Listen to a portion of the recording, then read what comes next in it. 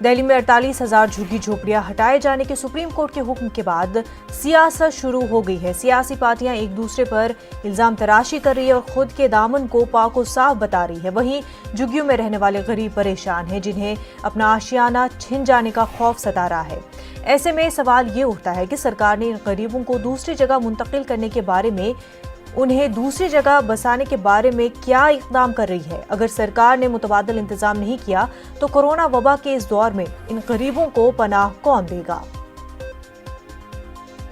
खाली करो बस, ऐसी धूप में गर्मी में हम कहाँ जाएंगे, छोटे छोटे बच्चे हैं कहाँ लेके जाएंगे, और ऐसी हालत में ऐसी बीमारी है ये, इस समय तो कमरे में भी ना हमें घुसने देगा, तो हम कहाँ जाएंगे बताओ। हमारा तो खाना वाना सारा हराम हो रहा है, खाना भी टाइम से खा नहीं सकते हम लोग, क्योंकि टेंशन पे टेंशन ही हो जाता है। बोल के गए 3 महीने में खाली होना चाहिए, ऐसे में किसको खाना भा रहा है। कौन सुनेगा इनके दर्द। आप जाइए, हर घर में दर्द है, पीड़ा है, रोजगार की उनके सामने चिंताएं हैं। तो हमने यही कहा है, सरकारें बताएं कोर्ट के समक्ष आपने क्या एफिडेविट दिया है, क्या आपने गरीबों का पक्ष रखा।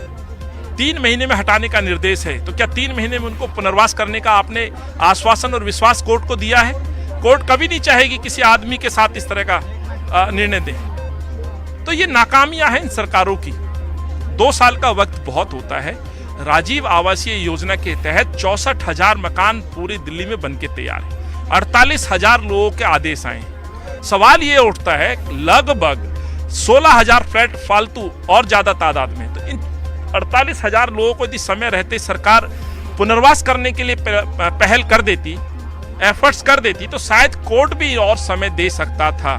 देश के प्रधानमंत्री और देश के मुख्यमंत्री पे यदि इन लोगों ने विश्वास करके अपना मत दिया तो क्या गुनाह किया, ये वादा खिलाफ हुई।